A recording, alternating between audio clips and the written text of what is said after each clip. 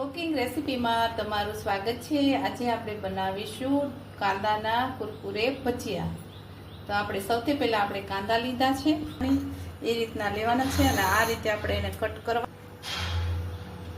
આ રીતે આપણે કટ કરવાનું છે। એકદમ પતલી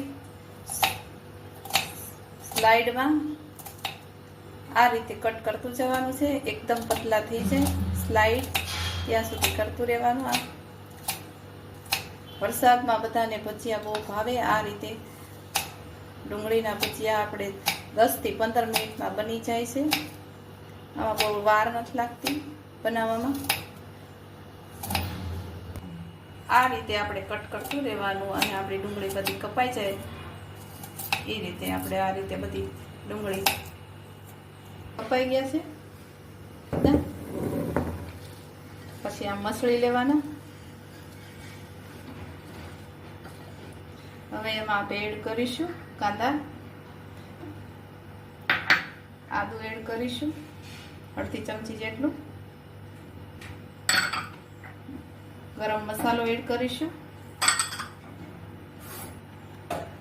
ચમચી જેટલું, આપણે હળદર પાવડર, જીરું પાવડર અડધી ચમચી જેટલું, આપણે હળદર પાવડર, અડધું ચમચી મરચું પાવડર,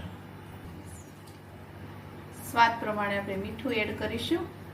મિનિટ રેસ્ટ કરી આપીશું એટલે એકદમ આપણે પરફેક્ટ મસાલો ચડી જાય। 10 મિનિટ માટે આપણે રેસ્ટ કરીશું આ રીતે। આપણે હલાવીને એકદમ 10 મિનિટ સુધી આપણે ઢાંકી દેવાનું છે એક વાસણમાં। આ રીતે આપણે વાસણમાં એક ઢાંકી દઈશું ડીશ। આ રીતે આપણે ડુંગળી એકદમ પરફેક્ટ મસાલો ચડી ગયો છે આપણી ડુંગળીમાં। આ રીતે હવે આપણે એમાં એડ કરીશું ચણાનો લોટ, અને તો ચોખાનો લોટ પણ એડ કરવો ન હોય તો ચાલે। આપણે નાખીશું 4 થી 5 ચમચી જેટલું ચણાનો લોટ। આ રીતે આપણે મસળી લેવાનો છે। આ રીતે મસળતું રહેવાનું, એક રસ ન થાય ત્યાં સુધી આપણે આમાં હલાવતા રહેવાનું હાથથી। એટલું આપણે પાણી એડ કરીશું આ રીતે। 2 થી 3 ચમચી જેટલું આપણે પાણી એડ કરીશું। જો આપણો મસાલો બધો એક રસ થઈ ગયો છે સરસ। હવે આપણે એને તળવા મૂકીશું। હવે આપણે સ્પેનમાં તળીશું આ રીતે। ભજીયાનો કોઈ આકાર આપવાનો નથી આપણે ડુંગળીના ભજીયામાં।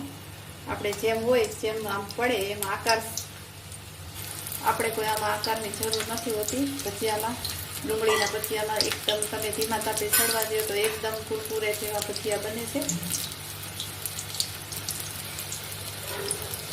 આવતા રહેવાનું ધીમા તાપે તો આપણા ભજીયા છે ડુંગળીના એ એકદમ કુરકુરે અને પરફેક્ટ બને છે અને બાળકોને ખાવાની મજા આવે છે। વરસાદ આવે ત્યારે આપણે બધા ભજીયા બનાવતા હોઈએ છીએ અને ડુંગળી હોય ગરમ હોય છે એટલે વરસાદમાં ઠંડી આપણા ભજીયા છે બ્રાઉન કલરના થાય ત્યાં સુધી હલાવતા રહેવાનું। હજી ભજીયા બ્રાઉન કલરના થયા નથી, થોડા થોડા થયા છે। એકદમ બ્રાઉન થાય ત્યારે આપણે નીચે એક ડીશમાં ઉતારી લઈશું। જો પરફેક્ટ બની ગયા છે, બ્રાઉન કલરના થઈ ગયા છે, આ રીતે હોવા જોઈએ।